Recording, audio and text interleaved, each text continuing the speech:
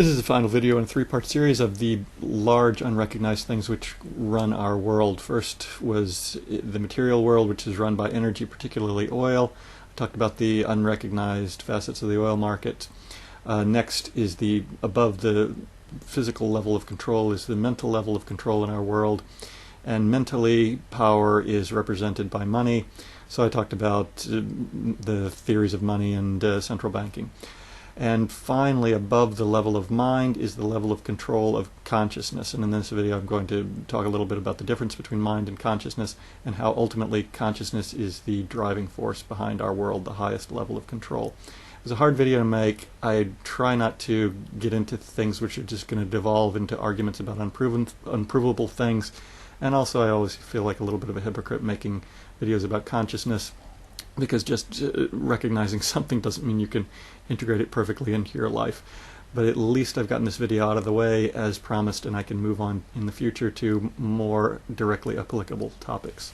So the first point is that mind is separate from consciousness, and it was consciousness which created our world. Look around you. If you're indoors, everything was designed by humans.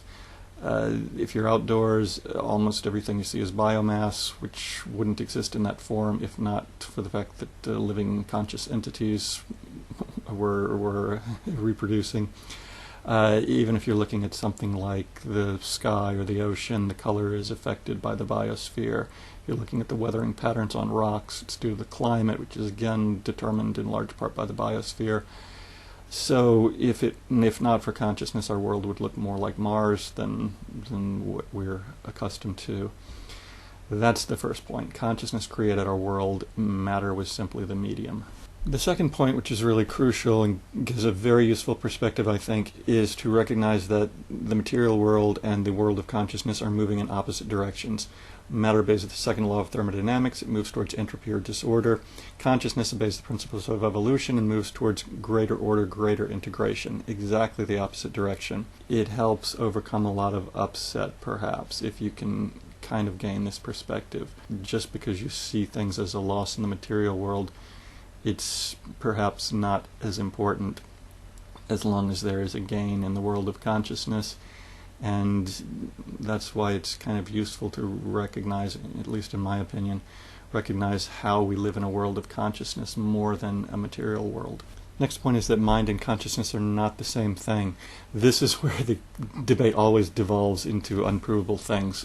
So you can see consciousness as something miraculous that arises out of matter, or you can see consciousness as something miraculous separate from matter. Doesn't really matter, but the point is that consciousness is separate from mind. A good way to view this would be your personal computer. Your personal computer can work mechanistically and perform the functions of mind, memory, basic calculations. You can hook up a webcam and view the world through your webcam. In fact, if humans kept evolving with computers for thousands of more years, we would become completely integrated with the computer, probably lose even more memory than we've already lost, lose the ability to view things separate from our webcam, and we would see ourselves, our perspective would become attached to that of the computer. But really it's our consciousness that's driving the computer. Two people can have nearly identical computers, the hardware can be the same, but their consciousness is going to create software, is going to determine what that hardware runs. And so it's consciousness which is running our mind. And a useful perspective, perhaps, to detach a bit from this mechanistic view of the world. Consciousness determines everything about us, not our mind. Next point is that our perception of consciousness is just that, simply a perception or an idea. It's very easy to see this one mechanistically, in fact, that consciousness, as we view it ourselves as being an individual entity, is really just one very limited perspective. Mechanistically, you could see us as a hive mind made by separate neurons, each of which is able to exist on its own and have its own limited perception or consciousness. Or you could see the entire human race as one organism which has a collective mind. So our perception within consciousness is just one viewpoint. which mechanistically has no real validity any more than any other viewpoint. This is kind of a useful perspective for the next point. In the same way that an individual neuron in our brain doesn't recognize that it's part of a collective mind, we as individuals don't recognize that we're part of the collective mind of the human race. And yet almost all of the thoughts coming to us are coming from the collective mind. Society and the organizations that we're involved in are the starting point for all of our knowledge, are giving us nearly all of the ideas that we consider ourselves, and everything around us is designed by collective minds. Even, it's been pointed out, a pencil takes tens of thousands of people to create. There are no individuals that are running much of anything. Everything is run on collective minds. And we entrain ourselves into various collective minds based on our emotions. And the longer we hold to certain emotions, the more entrained we will become in streams of thought within the collective mind, which really govern everything. And the collective mind is thinking. In the same way that your own mind is a collective in neurons, the 7 or so billion people on Earth create a collective mind which thinks.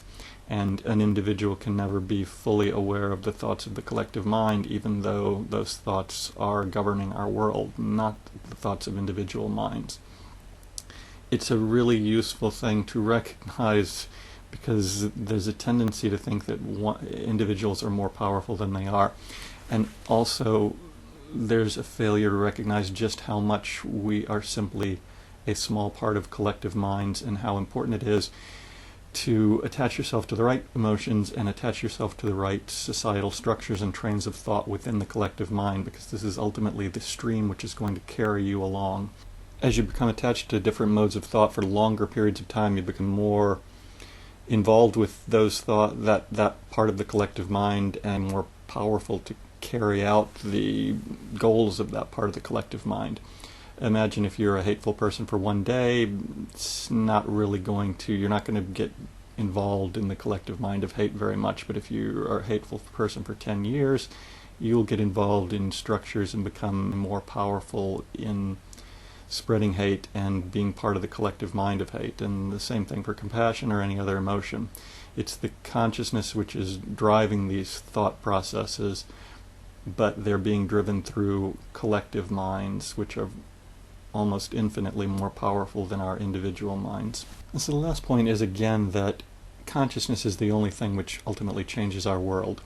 Things which function mechanistically just move along like machines, and it is only conscious individuals who make any change.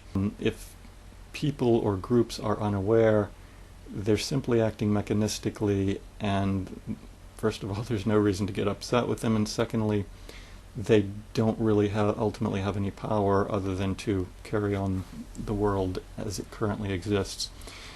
When someone acts consciously, though, they have infinitely more power, and so it's extremely important, when people become more conscious of anything, to act according to positive emotions or to act ethically, because suddenly their actions are changing their world and changing the lives of everyone around them, and ultimately their own life.